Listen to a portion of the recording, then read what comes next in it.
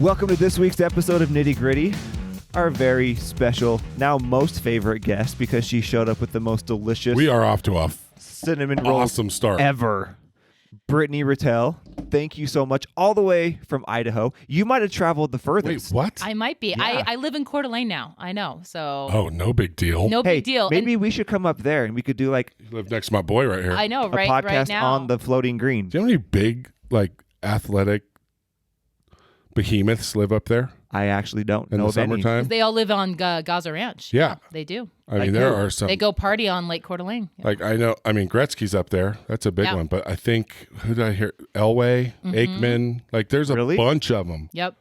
that have a house up there. It's like the summertime. Julianne Hough, she's got a place up there. It's like the all summertime kinds of- Sun Valley. Yeah. Really? Yeah. We see you. It's crazy. 1st of July, you start seeing just a steady stream of jet streams, Gulf streams in the air, and we're like, oh, they're all coming. It's Gosh. yeah. So are you from there? I'm actually from Coeur d'Alene. Yeah, I went to It's high so school there. pretty. My husband there is from there too, and so we moved back 3 years ago. Before that, we were living here in Provo forever and loved it. No, ate here at Bam Bam's. It was thank you. awesome. But yeah, we're really just happy, grateful to be back home in our hometown. So. Yeah. What took you back? What made you We decide? really wanted to. That was our dream, is if we could find a way to get back up there, to get the job piece to work out and raise our kids there. So, and both of our parents there. My parents live on the lake. We get to play all summer. It's a dream. So, Golf. golf. I really want to go there. Well, now we have a friend. Well, let's go, guys. Yeah. Does your husband golf? Do you golf? I mean, I golf. I'm, probably not gonna kill you on the golf course, but I'm not, I'm not great. My daughter's actually getting into golf. She does a summer best program thing. at the Hayden Lake Country Club, and it's so cute to see her out there and her little polo and her hat. That's the thing. Nobody's really good at golf. The thing for me is as long as you want to be out here and you're and it's fun for you and you at least try, I don't give a crap if someone sucks at golf. I just care if they suck and they get mad. Yeah, well, that's what I'm saying. Because it's why are you mad? Yeah, if you're it's happy a to be game, there and you're let's trying, all- that's And, great. When you think you're good, Yeah, yeah. get out of here. Golf will show you otherwise. Golf will humble you real quick. Totally. So yeah, Everyone should golf. I think It's like chess. It's just something you can't master, right? Yeah, it's the unknowable, and so you can just keep on showing up. Yeah, and spending a lot of time and money on it. How great is that? That's very true. But it is kind of the great equalizer. You can be a scrawny little nerd and go out and be an awesome golfer. The country club there, they have these couples that you can sign up to do on Fridays, and they're called Friday night fights because you golf in a pair. And so I've done that before with my that's husband, fun. and it's pretty fun. And we took two of my shots too, so There you go. Wow. See, and when my that's the husband other one. shanked it into the tree, so but it all. It I only went was 20 proud of feet, that. but at least it was in the was fairway. great. Yes, exactly. Amen. Well, see, that's the other. I'll My take it. grandma and grandpa Warner, who was my mom's side of the family, we all they're up on a pedestal, but they golfed almost every day together from when I was a little kid. They had a country club membership. And I mean, she golfed with the girls, he golfed with his dudes, but they golfed usually 9 to 18 holes every day That's awesome. That's together. amazing. And that's the other cool thing, because it's You can do it for a while. everything evens Yeah. out. My husband actually has his dad, his grandpa was a golf pro at actually the country club there, the Hayden Lake Country Club, for years and years and years. And so he has a huge golf legacy. They have a boardroom named after him and stuff, and a tournament. And so yeah, I think it's cool that there's a little bit of that history still with some of my kids who are getting interested in golf. Very So, cool. yeah. Well, we're excited to chat all things legal. So sexy and fun. and that's when everyone Yeah, it drops is. off and is okay, next and episode. No, I'm really excited because you have a really good way of talking about stuff that keeps it interesting, but also simplifies it so people can actually do stuff with it. Because I think law is similar to finance, where it just scares a lot of people away.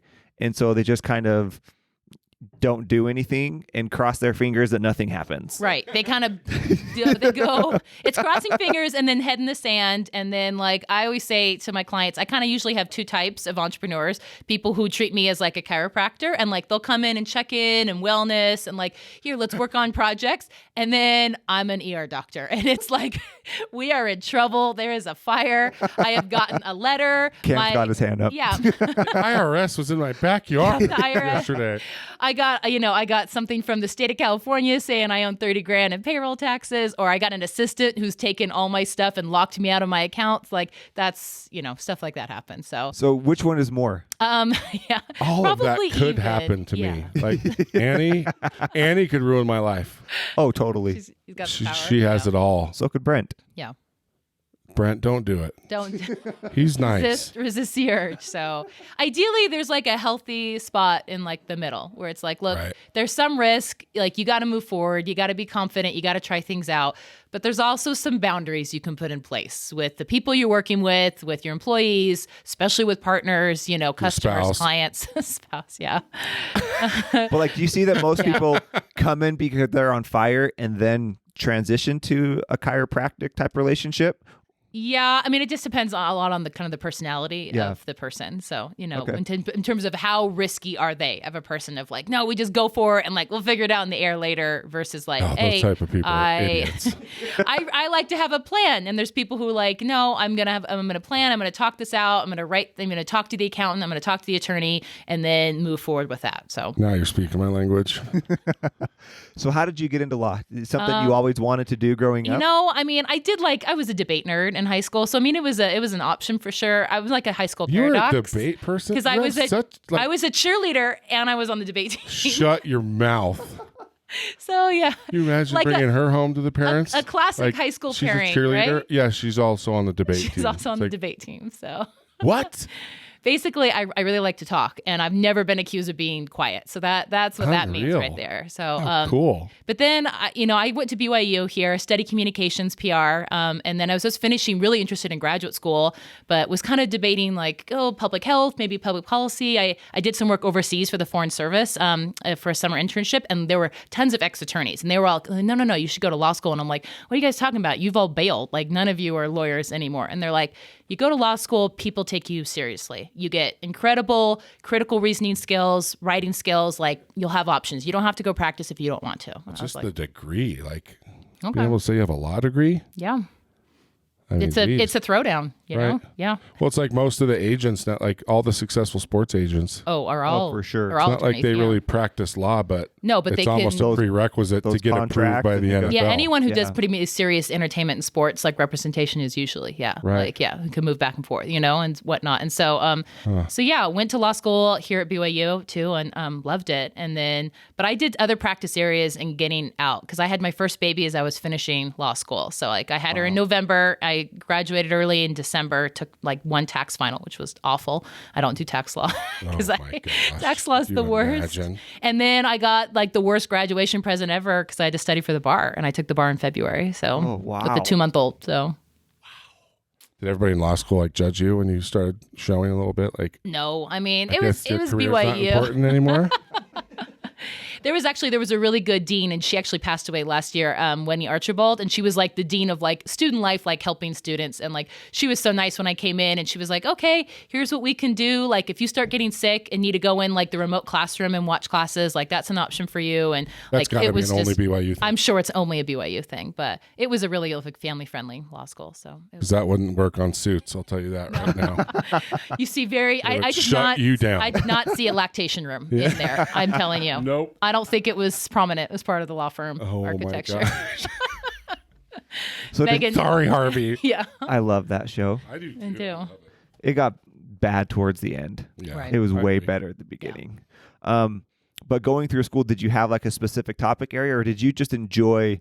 I I like the enjoyed debate law. side. Did you just want to be in a courtroom? Like, I mean, yeah, there was part of me that thought like, litigation would be cool. And I did, as I graduated, and I knew like, I want to be a mom and have quality time with my baby. So I really want flexibility. That was like my number one of like all the things that you kind of go after in jobs. I was like, I really just want flexibility. So I was like, well, then I kind of need to work for myself. That's kind of how you get you're not that. going to get So- that at a law firm. No.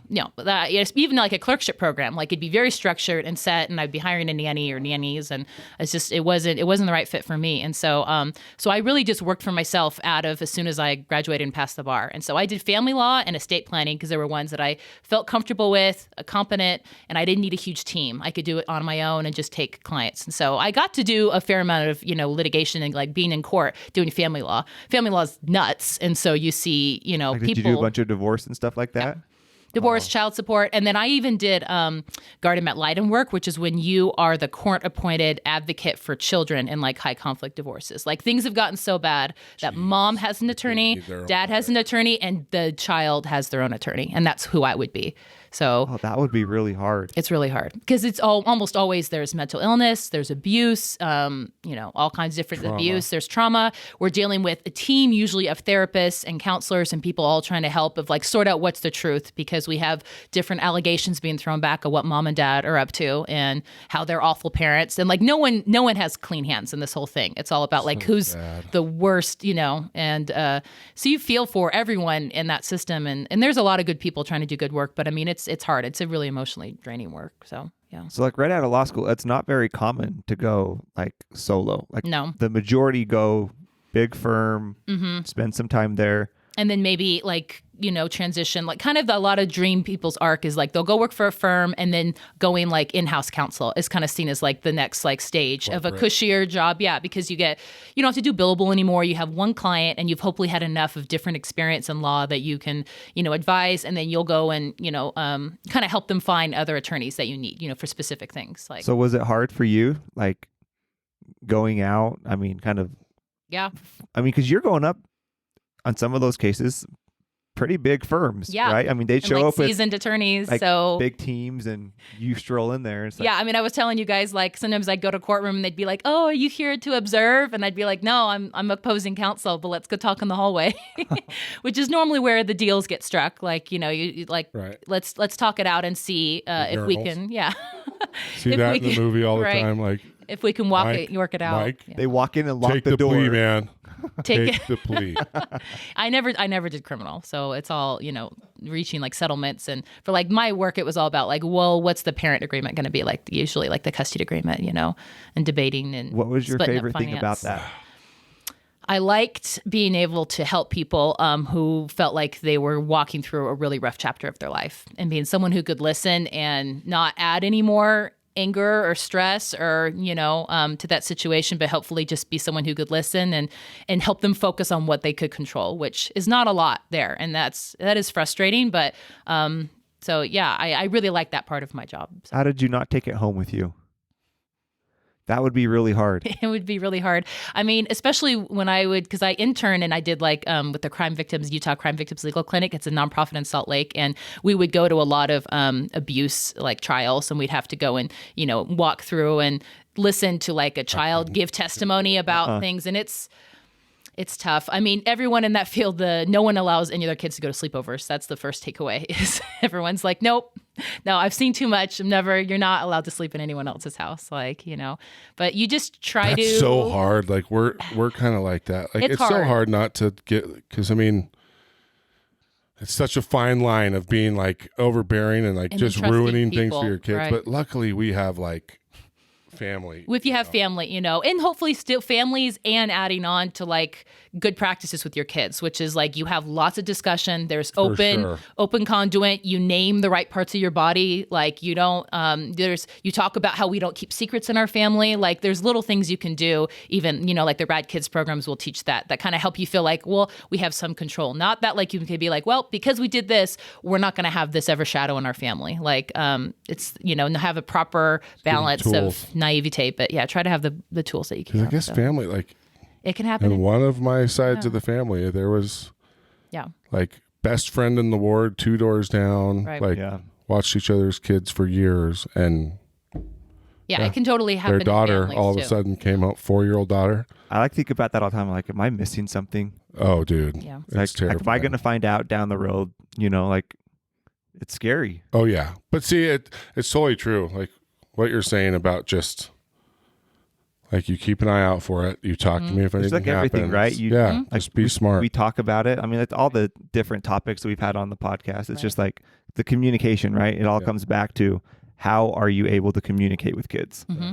And be a safe place where you don't freak out, like you're kind of unflappable, and that way kids know that you can talk about things, and it's not going to be weird. It's not going to have a bunch of shame interjected in the conversation, and so you really try to keep those channels open. Yeah. So when did you start to transition to kind of what you're doing now? Like how long were you in that stuff? And you're like, I was doing that for a few years, and really it was about like 4-ish years ago when I have 4 kids, and so my youngest was born, and I really just felt a pull of something. It's time to change in my business, and like I didn't really know what that looked like. I was trying to just be really thoughtful and prayerful about it. And I'd had kind of these one-off projects to help friends who were like influencers and bloggers, people who own Etsy shops, and who were kind of starting to grow them into kind of like real businesses, quote unquote. And they'd be like, Britt, I know you don't really do this, but like I got this big contract with Joann's. Can you read this over? Because it's like they were just going to sign it and send it over. And I'm like, please don't do that. I'm happy. There's Target on the top. I'm signing it. I'm signing it. I don't know. These people have a red bullseye. I have to go with them. No. So I would start doing that more and more. And then I really felt like 4-ish years ago of like, you know what? This is actually exactly what I want to do. I love working with creatives, with people who are building businesses, who have dreams. Most of them are women, and they don't really maybe have a lot of traditional business training or certainly not legal training, but they're really passionate and they're good at what they do, and they have a vision, and they just need someone to help get like the scaffolding and the business and legal stuff in place so that they can move forward. So yeah, kind of sent that first scary email out to like everyone in your address book where you're like, hey, so I guess I'm doing this now. Yeah. Wow. And set up the business Instagram and got new business cards, and it's off to the races. That's awesome. Very awesome. So is that when the brand started? Yeah, that's really when like I started thinking about, well, what is it that people really want, and how can I make sure that I'm different than other attorneys, And I was really influenced. I listened to a lot of like Pat Flynn and like Smart Passive Income, and he talks a lot about it's solving problems in the way your customers talk about them. And so as I noticed, like people don't say like, oh, I really need, I just really need an LLC set up, or I need a trademark. No, they'd be like, man, I keep getting ripped off and it's bumming me out, or it's making me nervous about like, aren't I supposed to be setting something up for my business? Like, how are they talking about their concerns and their stress and things that are maybe holding them back? And how can I make sure that I'm presenting options and teaching them about what they need to do and what's important, and then the right step, and what they can forget about for now, because there's a lot of places online that will still like, kind of rip people off and scam them because they don't know any better, like I call it, legal doom. But it's easy to get signed legal up doom.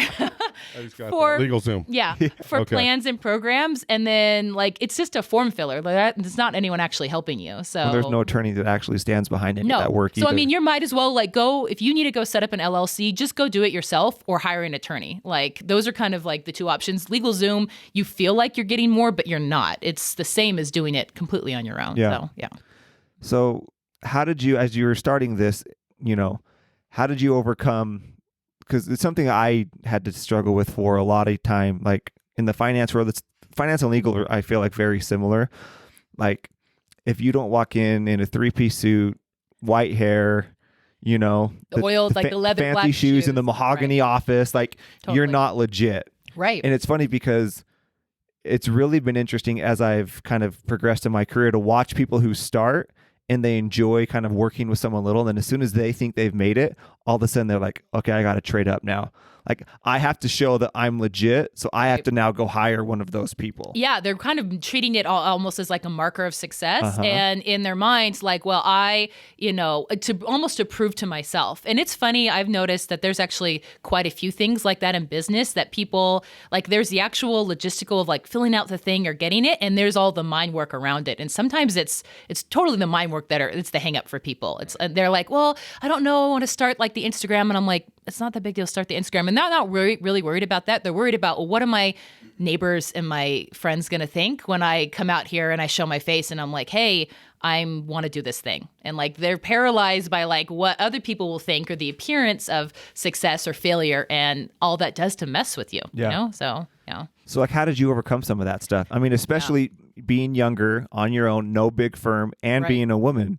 I mean, that's a lot of strikes against you in the traditional sense. Right. I think I just kind of try to flip it around of like, I actually, and I have this a lot in like my marketing copy. I'll talk about like, yeah, I am not on the 15th floor. I don't have leather books. I don't have a fish tank. As many leather bound books. I have many leather bound books. Apartment smells of mahogany. Yeah.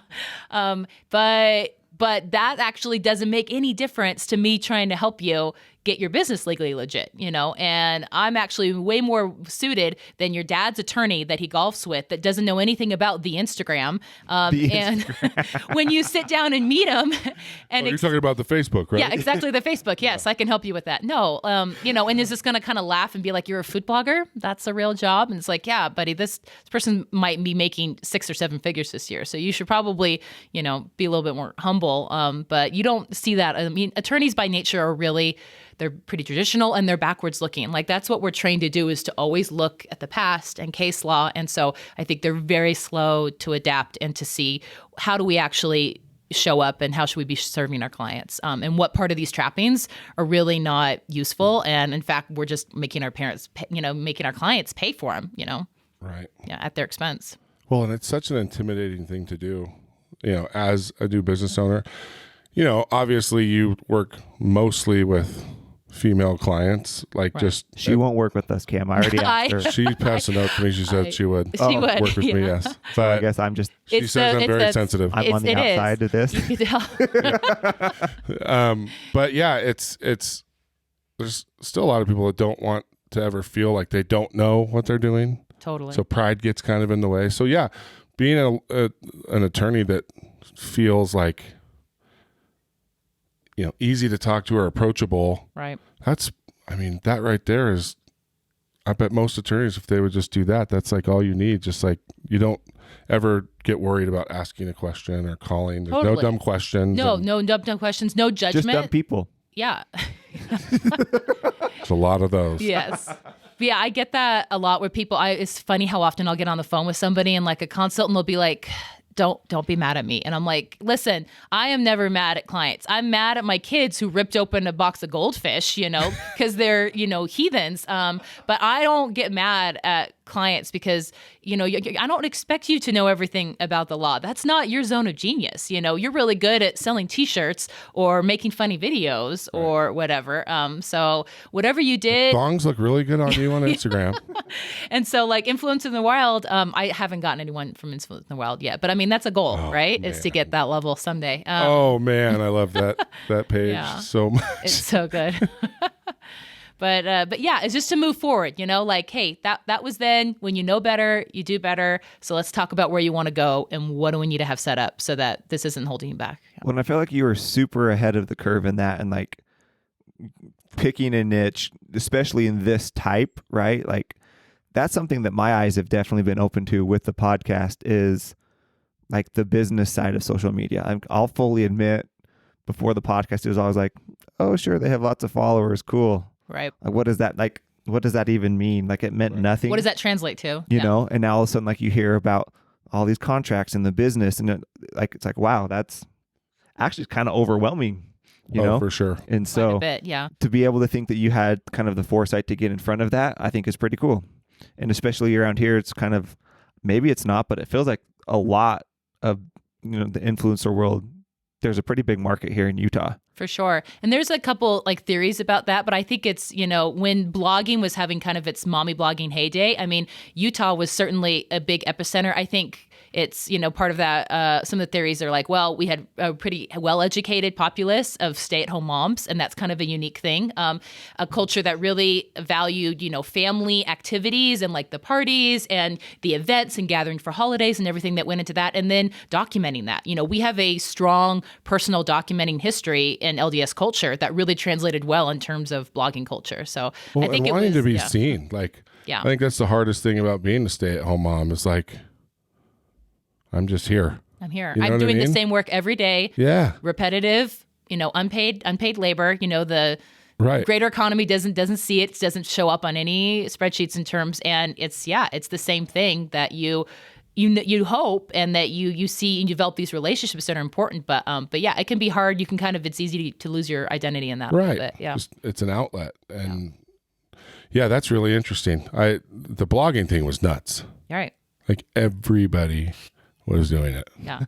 And had like the roll on the side of like all the Yes. couples and their friends they knew. And yeah. That was wild. Yeah. So yeah, that's true. I've never really thought about the whole Instagram, like to be able to kind of use what maybe before you viewed as like Groundhog Day, like this sucks, into like sharing those moments, Right. and making it into something, more.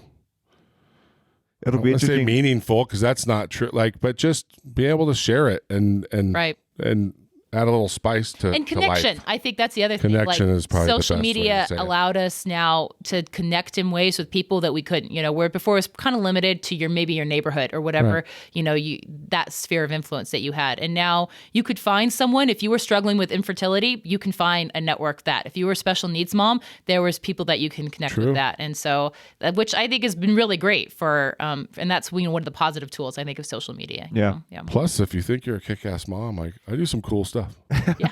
Like Like, I'm going to show it off. Right. And it is true. it's Like going to end up on Pinterest. being a Yeah, mom, like so, yeah. there's a million people that are cashiers, but I'm sure there's some that do some cool stuff. Totally. You know what I mean? Like just anything you do, anything that you're an expert at, I mean, showing it off and being able to kind of show that off and get some validation for it is really cool. Not to mention teaching other moms or cooks Mm-hmm. or whatever we do as a profession, that you can learn so much from each other, Right. right? Plus, everyone has different types of kids. Mm-hmm. It's amazing how unique everybody's kids are. No, and they Like, even come in and your they come own as they house. come. Like Right. you know that when you have multiple kids, like oh right, well this is like their little nexus of a human being. This is not me because Right. like you'll raise kids the same way and they'll have such different personalities. Right. Look at these freaky YouTube channels, by the way. Like the ones with the families, like all we're doing is watching their life. Oh, The yeah. vlogs, I like hate those. My least favorite is when my boys watch people play But see, that's play what I'm with saying. toys, like or like video games. I'm like, you're watching someone else Watch it. play Minecraft. yeah, Like that's what you're doing. that's the entertainment. That's so weird. And I'm like, guys, sorry, I can't get down with that. Change it. Well, and it seems need like something. in Utah, like there's so many of the bigger like YouTube Families. families Mm-hmm. are here. I really struggle with those. I don't It's know. a different life. I you feel know? like it's Yeah. so- No, it's certainly It's not just for everybody. exploitation. Like I feel like you need to be paying your kids if Yeah. they're in those videos. Well, a lot of them actually do, and they Really? do, and they have. I mean, is that funny? Because I mean, I know some of the families and stuff, and they've talked, and if that's something that they're conscious of, like even like Mindy McKnight, who's like one of the cute girls hairstyles. She's like one of the OG family bloggers or whatnot. She actually wrote a book about that. That's like kind of how to set up boundaries and like how to have your kids as part of that process, and then recognize like if they don't want to be on camera, if that's not their scene, like that's okay. But this is also a cool way you could show them business, and here's marketing, and here's how you present product and develop it. Like, I mean, I think that could be a cool thing to have kids as part of. But I agree that you got to be sensitive to make sure that you're not performing and that you don't have a strong family sure. culture that's outside of what you see on camera. That's way deeper than that. I don't believe any of it. Oh no. I don't feel like any of them are. I feel like they turn the cameras off and they're all fighting and they go to separate houses. I don't know. It's just so weird. Like I feel like there's always like 3 or 4 nannies in the background that are always off camera. Yeah. Because the parents have to be in the video. Right. To see everything. Yeah. This is cynical. I understand. I'm sorry. But it is so weird. Just It's the film a you different living. thing. Yeah. It's so weird that we are entertained by that. But you're right. Like I walk in the family room and I'll have 3 of my kids watching some other family just be a family. Like go be a damn family yourself. Go outside and play together. Like, it's just a weird phenomenon. To It me, is a weird phenomenon. But yeah. they are so successful. I did a catering job for one big group of them, and yeah, it was just I don't know, but we like to. I guess we all are kind of snoops. You know what I mean? Like Yeah. Yeah, you think of the lady always peeking through the curtains in all the TV shows. It's a little bit like that. Now with YouTube, you can just watch It's it. just easy. I think it's Anyway. interesting. Some of the YouTube families, like they have like, a good like domestic audience, like people will recognize them, but they all usually will have a ton that's like overseas and people who like have a completely different life, like a single person who lives in like a tiny apartment in Spain. And like, they're just fascinated because it's so different from their experience, and That's why they I love watch the watching. Kardashians. Yeah. This like American family, go to Disneyland or come up with like a trampoline game or something. So How interesting is that? Yeah. Like maybe that's why they all hate Americans everywhere else. possibly. Because they're watching That's those because we YouTube ask videos. for ice in all of our drinks and we annoy the heck out of them. Hold on a second. They are all wrong. Like, I isn't agree. that crazy? It's so funny that you bring that It's, up. Like, it's the stereotypical thing. Everyone knows, like, they roll their eyes, the Americans, because they're going to ask for their ice, their cold drink. Us and our... like, if you're going to have a cold drink, like, who doesn't want ice? I do not understand that. Apparently, only the nifty 50. It's Apparently. crazy. Oh, that's a soft spot for me. Because it is true. Like, I remember in Europe, I was so floored at how hard it was to get ice. Oh, it's impossible. You can't They have just it. like slide you a bottle of Coke. I'm like, can I get a cup of some ice? Eye roll. Like, No. fat American. Yeah. Anyway. So, what have you found? Like when you started going, was there specific things that like you became known for, as far as like either contracts or trademark, anything like that? Yeah, I mean, those are kind of the basic. Like, I'd say like the three main buckets of things that I do is like business formation, like setting up LLCs. I do a lot more like operating agreements now too. Most of the time I convince people like, you can go on the Secretary of State website, go set up your LLC. It's not that hard.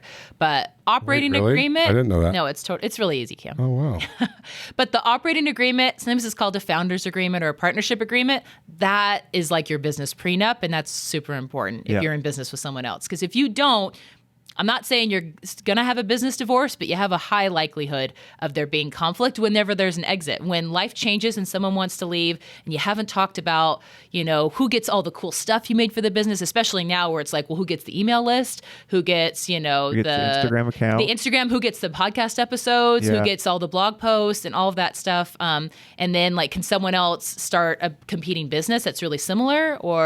And then how are we going to do like a buyout? How are we going to value the company and whatnot? And so that's a really important agreement that I say that's where you spend your legal dollars when you're getting started. Is if you're going to business with somebody, is put some money into that. And then, at what stage of the business obviously it's sooner rather than later, but realistically, when should people be thinking about like an operating agreement? An operating agreement. If you're going to business with someone else, really soon. Like initially, like it should really be one of the first things that you talk about. I actually have a podcast episode on mine. It's like Creative Counsel number 45, and it's all about partnerships. And it has like a handout where I say, hey, go listen to this episode and walk through this. And it has everything from like the woo-woo vision boarding of like how you should make sure you're on the same page to like the getting into the like nitty-gritty, like the technical stuff of like, you got to make sure that because it's a slightly awkward conversation for sure, or it's a big fight. So be okay with having the slightly awkward conversation while you're in the honeymoon and you're excited about the new business and what you're going to do. And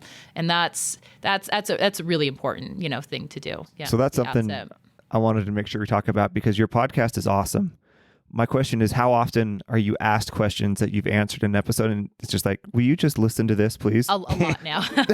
And like, so on Instagram, it's nice because I have my swipe up powers now. I got over 10K like a couple months ago. And so now I can refer when I'll put like a question answer box, I can answer quickly. And then I'm like, also when do I need to set up an LLC? Do I need an LLC? And I'm like, go. Well, now you answer can this charge one. them at least, Yeah, right? So, yeah.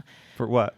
If they, need some advice in person. Right. Yep. Or on the phone? Yeah, on the phone and stuff. But I mean, if there's stuff that I've already answered and created and resources, I want people to be able to have as much as they can, like at their own disposal. Like I'm not afraid of giving away too much value, like I believe in like the go-giver principles. Like I don't think I need to put myself behind some scary paywall of like, no, you don't get access to this until you pay me. Which is really unique yeah. in that world. Right. So I mean, have you had other attorneys be like, you're doing it wrong?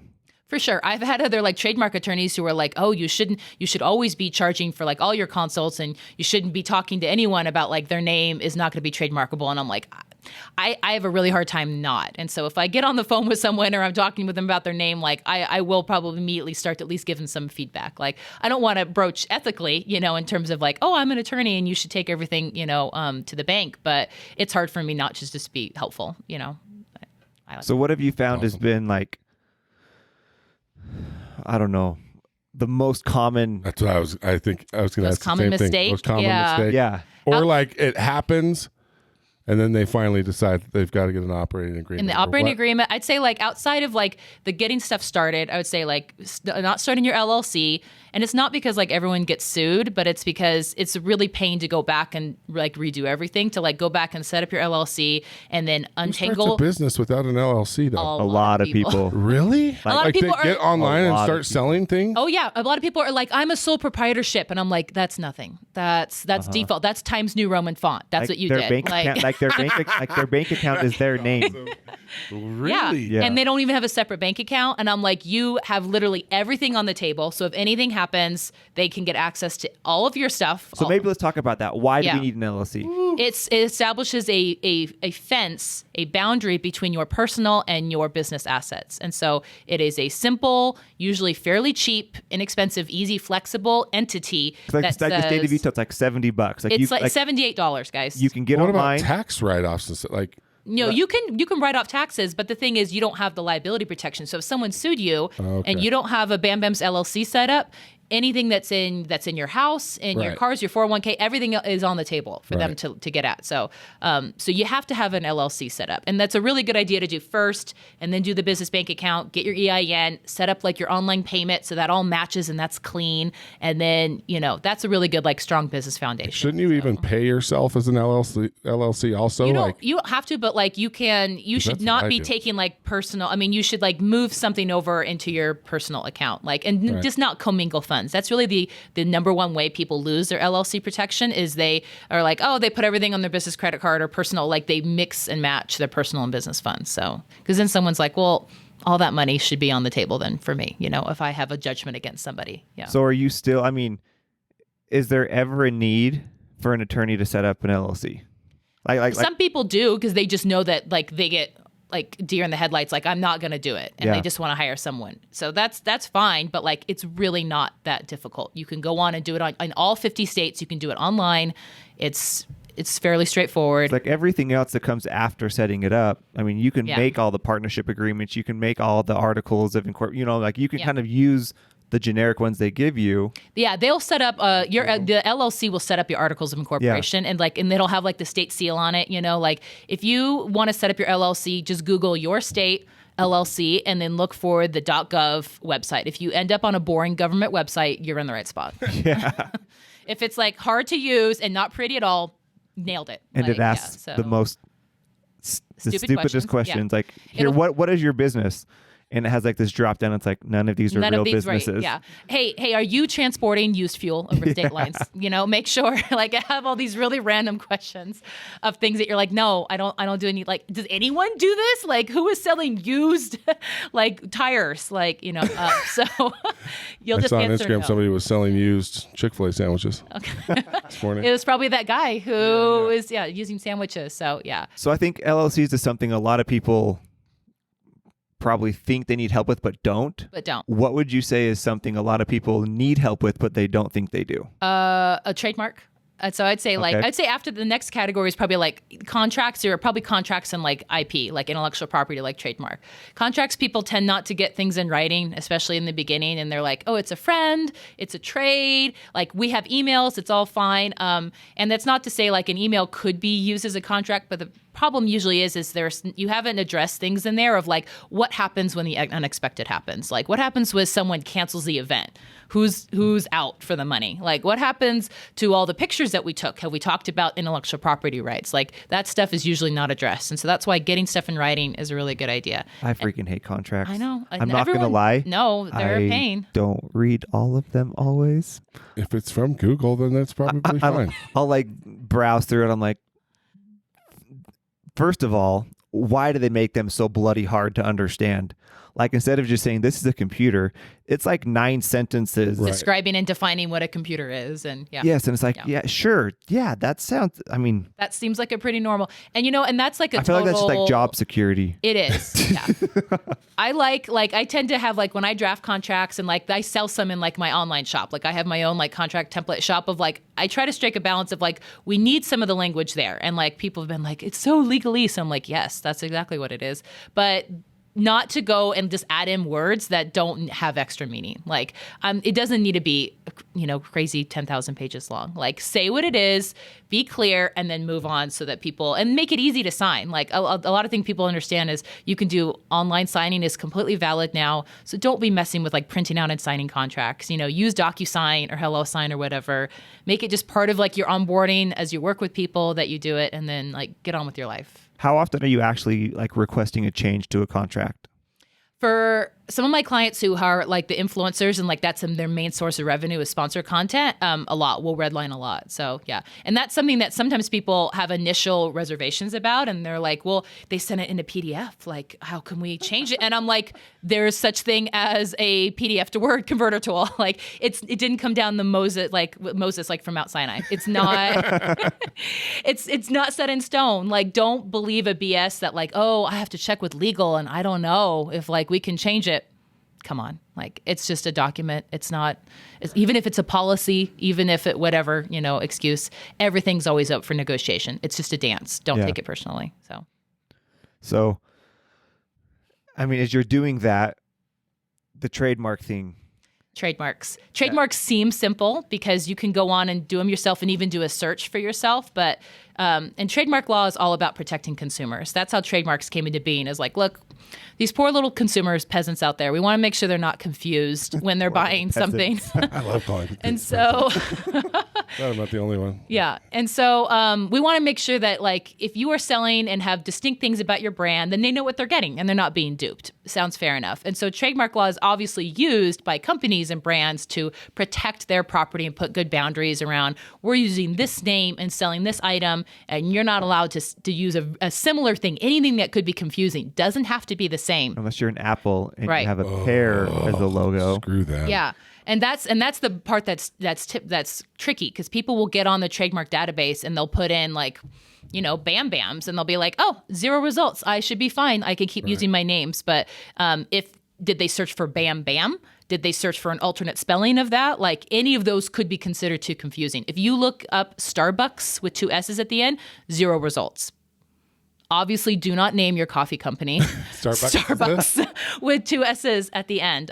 So that's what's hard, is that people will have a false sense of confidence, like my name's available and good, and move forward with that and invest in the beautiful website and the branding and the merch and the signage and what's not.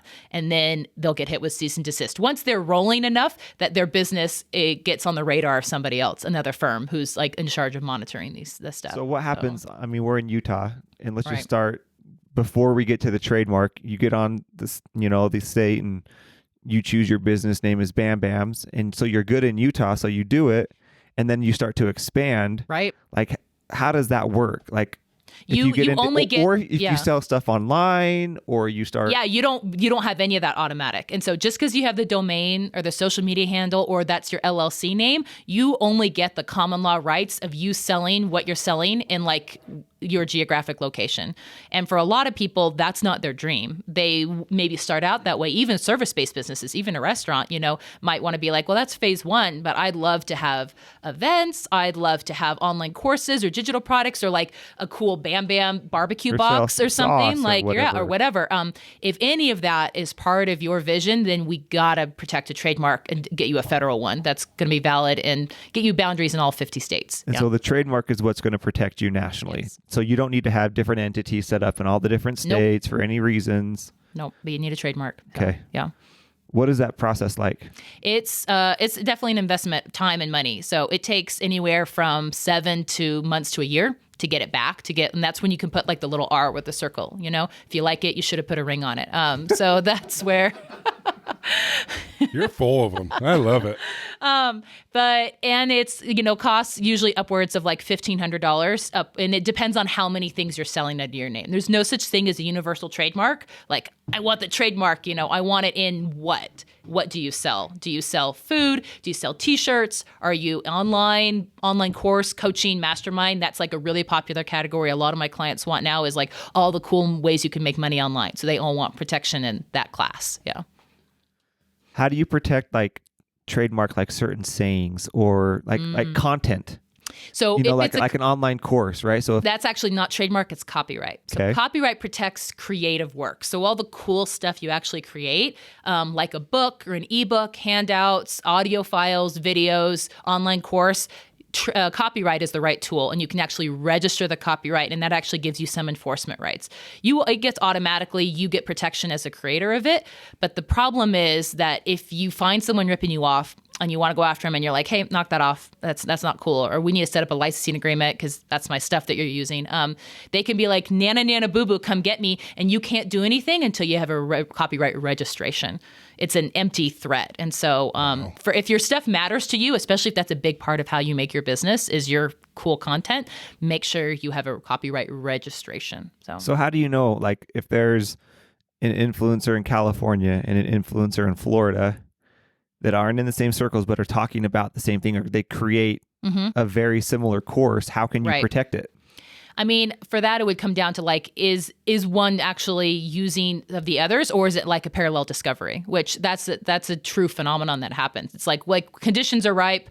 Everyone's nuts about plants. You're going to see multiple companies come about. Especially with as many people as there are, like like if you did a how to smoke something and you did a course, like how do you protect that?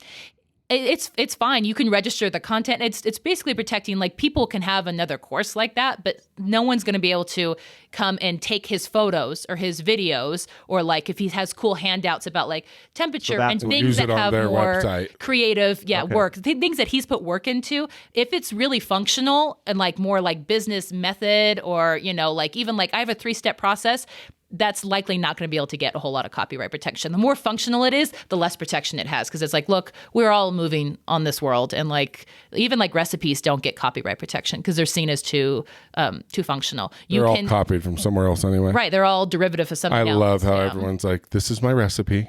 And you're like, no, it isn't. You added like an extra half cup of salt or something. Right. It's like that Friends episode where Phoebe has the best chocolate chip cookie recipe ever. And it's the Nestle one or whatever. Yeah. It's like it's Nestle.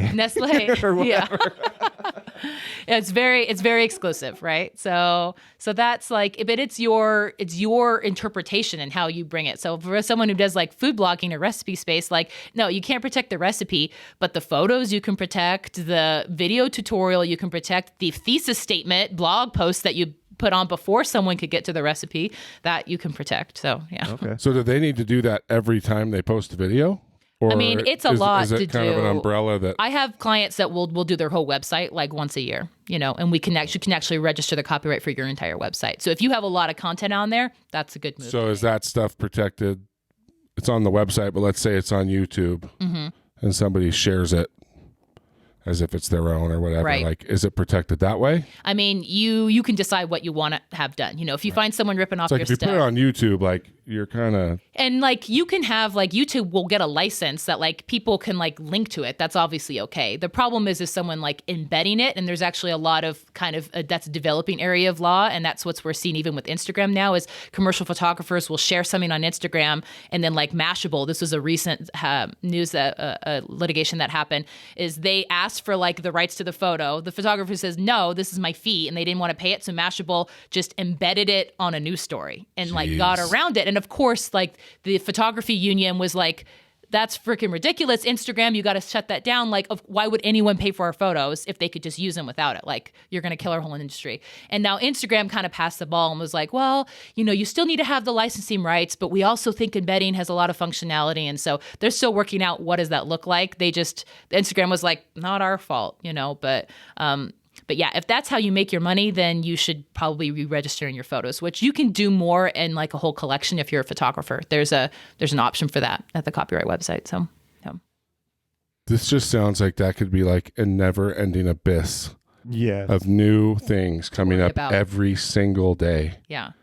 Like I never even thought of that. Just like a developing area of law. Yeah, it is. Because And there's actually, so many. I mean, you got TikTok and yeah, now Snap we have and Clubhouse, Facebook and Instagram what does it mean like to have recording on Clubhouse and like rights and usage with that? Because because I had clients who were interested in like having rooms and recording it, so I had to do research, like actually read those terms that nobody reads Right. about like what does that look like? And now I have like a little release where I'm like, if you have everyone sign this and put an online form, then you can record. You just need everyone's consent. It's not against the terms of Clubhouse. You just need people's written consent to record. So I had to erase Clubhouse. I couldn't do it anymore.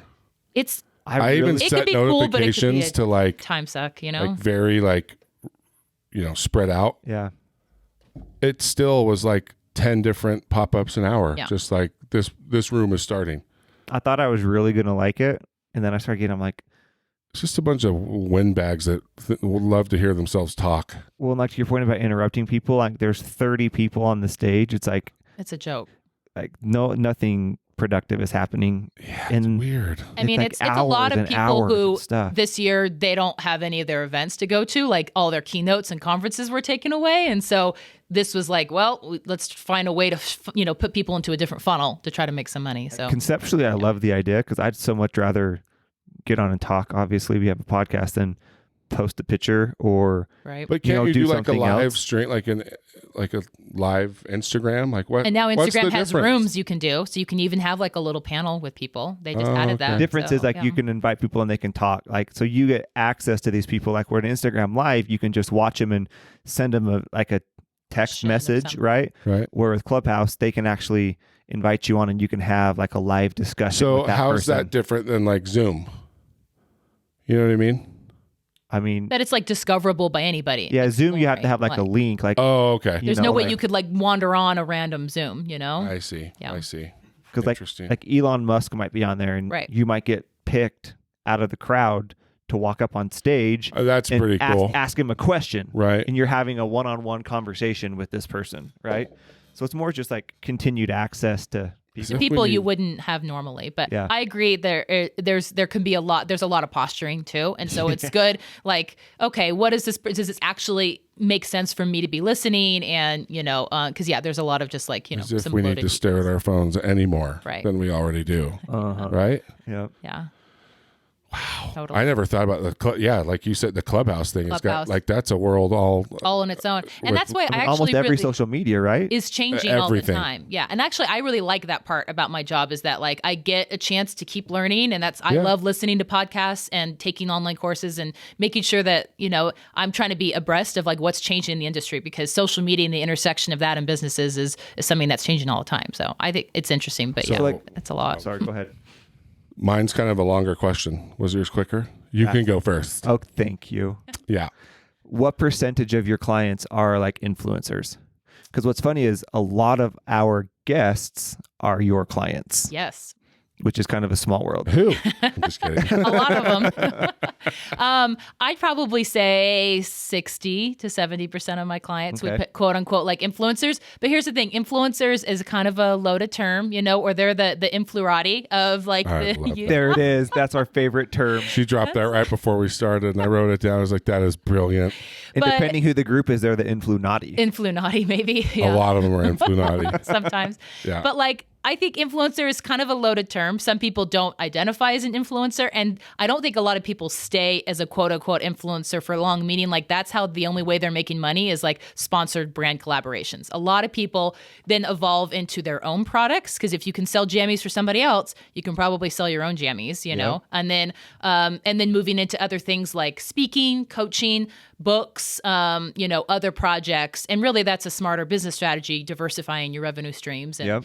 because that way algorithm changes, moods change, whatever, you're still good. Yeah. What is the typical popular like mom influencer?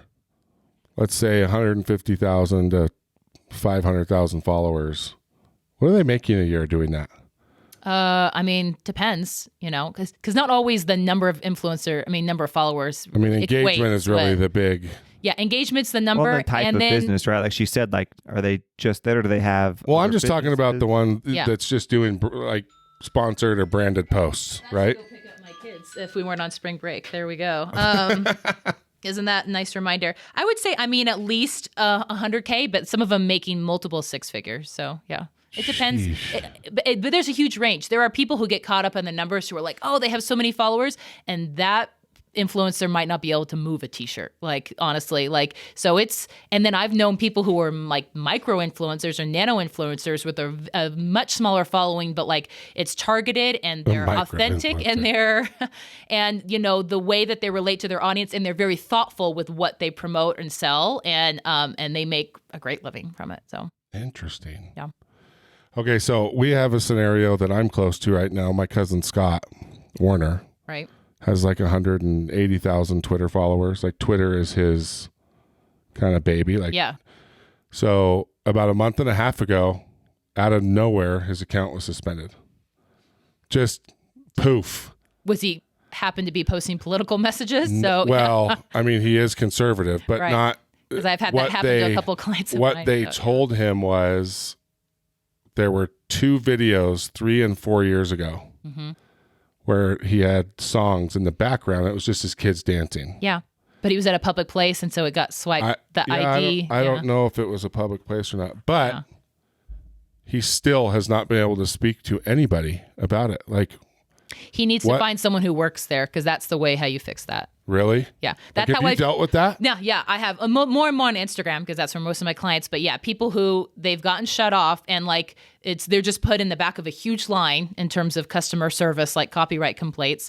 And the only way to move up is to have, somebody. So luckily I know someone at Instagram. I don't know anyone at Twitter, but man, it's such a weird thing, because it's like, it sucks. It's such a big part of his livelihood. Totally. And it's, yeah, I mean, so many of the cool things he gets to do is because of Twitter. Because of Twitter. And now it's just, I mean, just to have it taken. Just gone, poof. And then there's nobody, like, Twitter has to have thousands of employees. There's no accountability at all. No. On their Zero. Because it's their sandbox, and it's their rules. And it stinks. And it's a good reminder that you should get people on an email list and have something you own, a distribution and a way to access people, because at any moment the algorithm can change and things can get shut off, or you can accidentally repost something and you get canceled, and then there you go. See, I'm pretty against government regulation with things like that, but at some point it almost needs to happen, because so much of,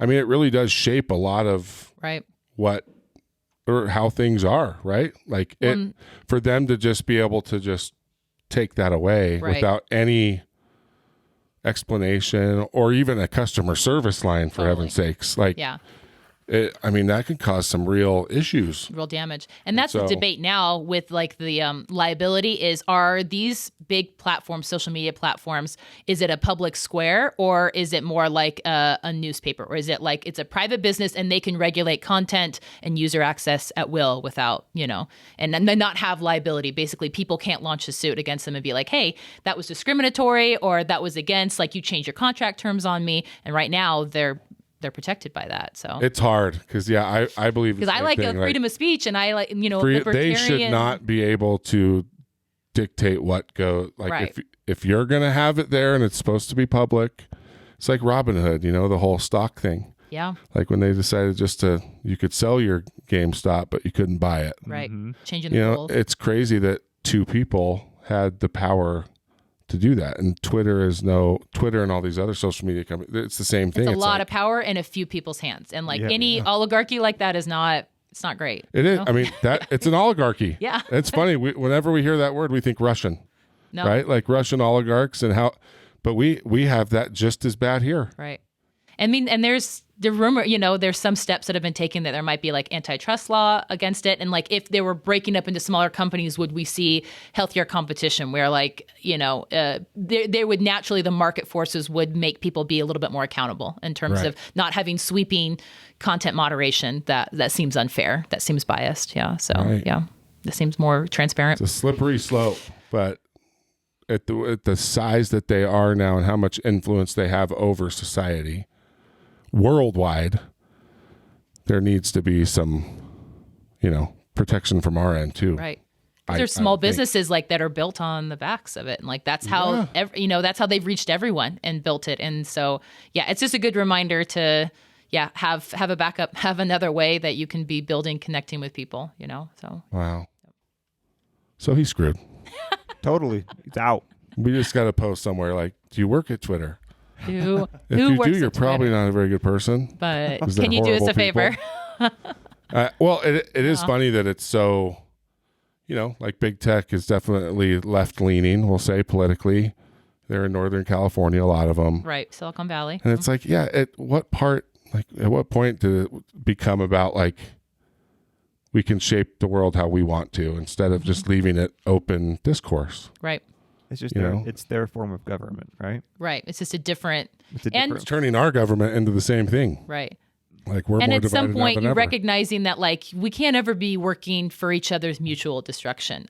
You guys follow like Sharon Says So online, like the America's Government Teacher or anything yet? She So- reposted us this That's week. right. So What? she's a new client of mine. She's She awesome. is? Yes. So It's like my wife's like number one. we're right Instagram now. friends now, but like we'll talk about this a lot. And she actually says she actually has really complimentary things to say about Utah. She lived here for a bit and like LDS culture. She says the people who are the meanest on her blog are like evangelicals.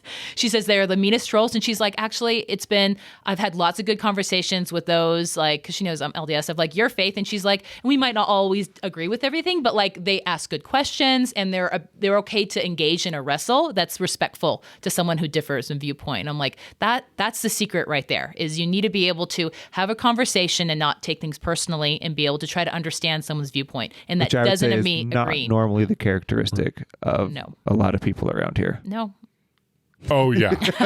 I would say Christianity in general. It was funny. Right. Aaron Rodgers went on that tangent about religion about a year ago, Yeah. and I couldn't disagree with a single thing that he said. He's like, since when do religions like unify? Like all they do is divide. Mm-hmm. It's totally true. Yeah. It's like, I would say Christians are some of the, I think it's easy to say that just Christians are judgmental, Right. but that's really not true. Because even the one, you look at all these people protesting and stuff about things, Mm-hmm. they're just as closed-minded about us as we, Yeah, some and people on our side are about them. They maybe not belong to an organized religion, but they're people who tend to mistake having like loyalty to like a deeply held belief as being like, then I can't listen to someone else. And Yeah. if I do, then I'm betraying these beliefs, where it's like, no, you can believe what you can believe, and you can also just show compassion and humanity and respect to someone else. That's it. And they're not exclusive. For That's a lot. sure. It drives me insane. Super random. How are you getting clients? Like Sharon, for example, is that a referral? Instagram. So yeah. So and Instagram. I do have like my podcast, and I Yeah. have an email list, and then like word of mouth. That's how I get most people find me now. Is, hey, a friend told me I got to talk to you. When can I get on your calendar? So yeah. Do you have any? Is there? You obviously keep clients' information confidential, but do you Right. have any sort of like private mastermind of like your clients, because they're all in that same world, Right. Like that could be a cool marketing thing. I don't know if you're allowed to use that though, or if Right. clients would I want to do use ask that. clients. It's part of my engagement letter where I'm like, are you cool with me saying that like you're one of my clients? Yeah. And most of them are cool with that and Yeah. are fine. And that way, like I'll have them like on my website that like, hey, I work with like the Bucket List family. I work with Simply Sadie Jane. I work with the Allison Show. Like, and they're okay having that, public or whatnot. So Okay. yeah. Or Cake by Courtney or yeah. So That's just a Gonna couple say. of system humble brags. Just kind yeah. of Yeah. I was going to say, would they ever, like, they can't get mad about anybody saying, like, that's what they're all about, Yeah. is getting the name out there, right? Right. yeah. You just wonder But like. I have to be like sensitive because Because like it's if someone's legal, going to call her and yeah. like, hey, I want you to be my attorney, and they're thinking, oh, it's because I'm going to get access to. To someone else. Right, yeah, that's true. And I think I might be interested because I love like now that I know so many cool people doing things, like I love helping to connect, because sometimes someone will come in and I'm like, oh, I want to launch this product, and I'm like, oh, you should be talking to Courtney Brown over at Be Fulfilled. Like, do you know they do this? Like, and they're clients of mine, but like I love that being able to connect the pieces in the web of like who needs what in terms of moving projects forward. So yeah, it could be cool someday maybe to have something like that where So a lot of your clients, are you like their sole legal counsel, or do you focus on a certain area and they have others that do different stuff? A lot of them, I'm kind of I'm like their outside counsel. Okay. And then, but there are issues like I don't practice in all areas for all things, Yeah. you know, especially if there's someone who's outside of Utah and Idaho. That's where I'm licensed. And so if it comes like an employment law issue or something else that's kind of state law specific, then I'll say, hey, let's connect with some local counsel on this, or someone else who does tax law, patents. I don't do patents. And so I have, you know, people in my Rolodex that I refer out Okay. for work like that. So. Very cool. Or litigation. I don't do litigation, you know, commercial litigation. So I can help in beginning. We hope that we can resolve things, but if not, if things, whatever the dispute is, moves to a different step, then we'll bring in someone else to help with that.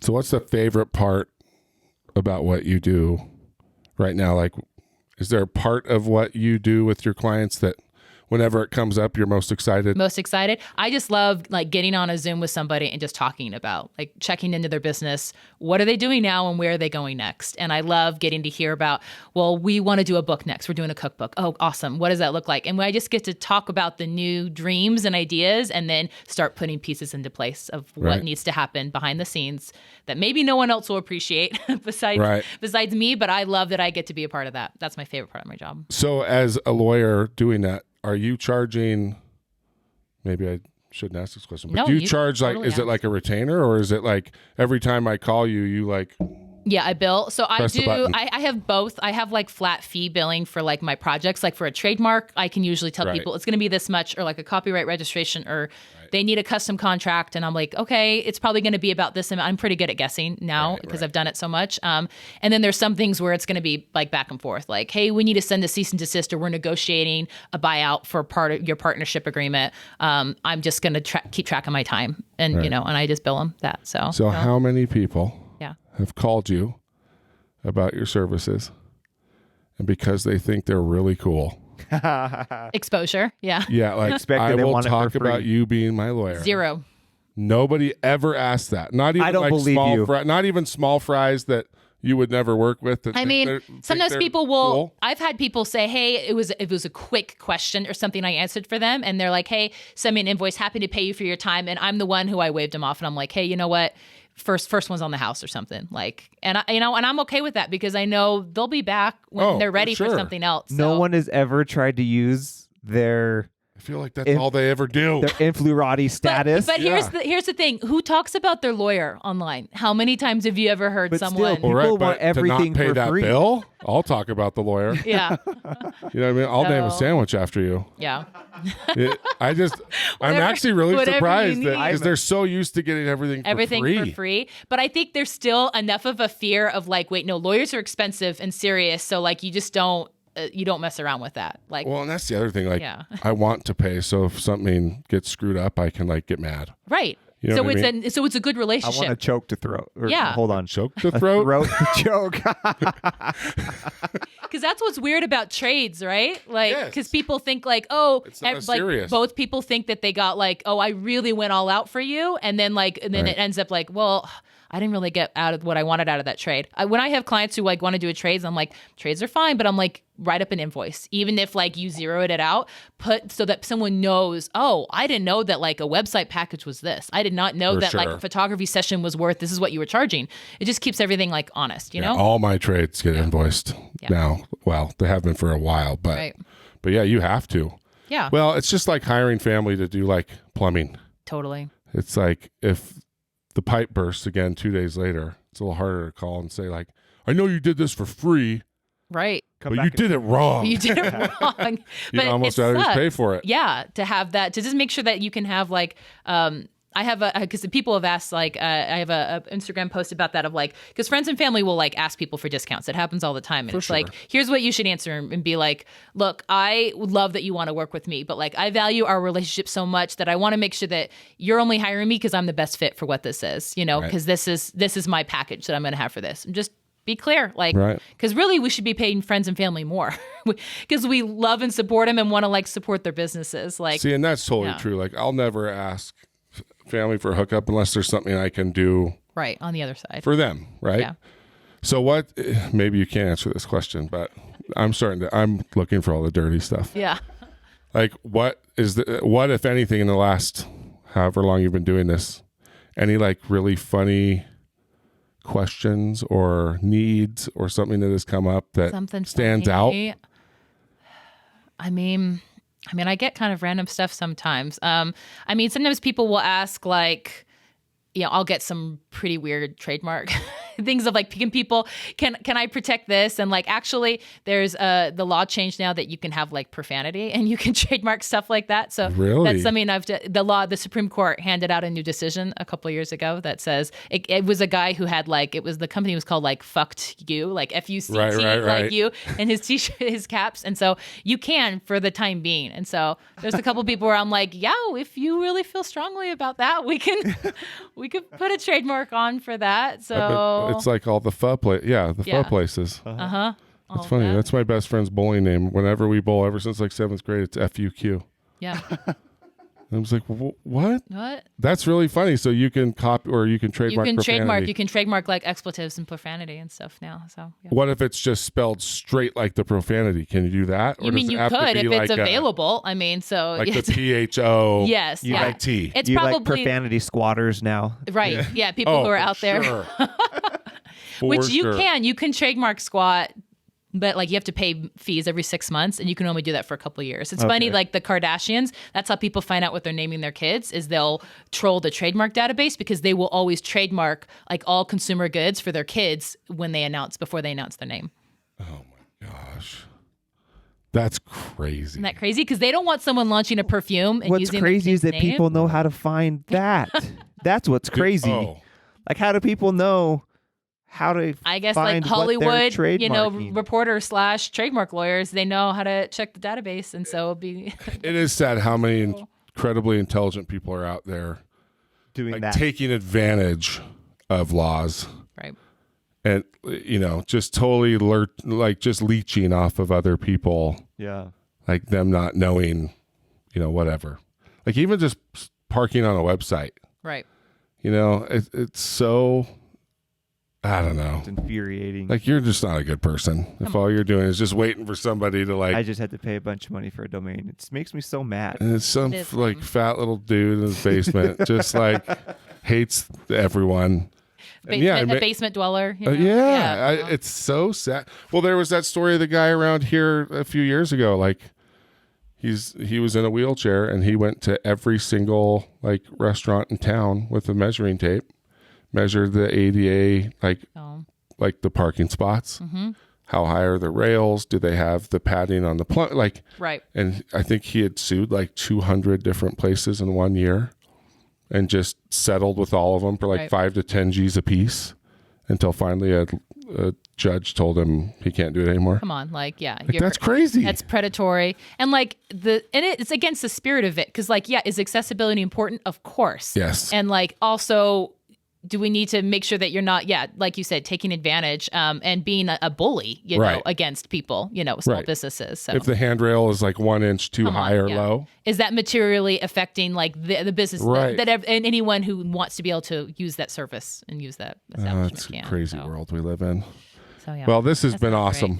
Learned so much. I'm going to be calling you. I'm sorry. I won't offer trade. I won't offer trade. I promise. I'll pay, but just have Ashley call her, and then she'll work with you. Yeah. Bad idea. We can just have a bonus if I can get some barbecue. I consider that's done. Extra. Ashley will have like some her own bank account. All this weird stuff will start happening.